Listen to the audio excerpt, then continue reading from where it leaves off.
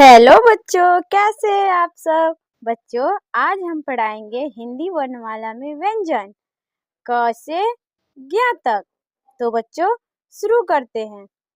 क, ख, ग, घ, आरा, च, छ, ज, झ, इया, ट, ठ, ड, ढ, न, त, थ, द, ध, न, प, फ, ब, भ, म, य, र, ल, व, तालव्य श, मूर्धन्य ष, दंत श, ह, अक्ष, त्र, ज्ञ।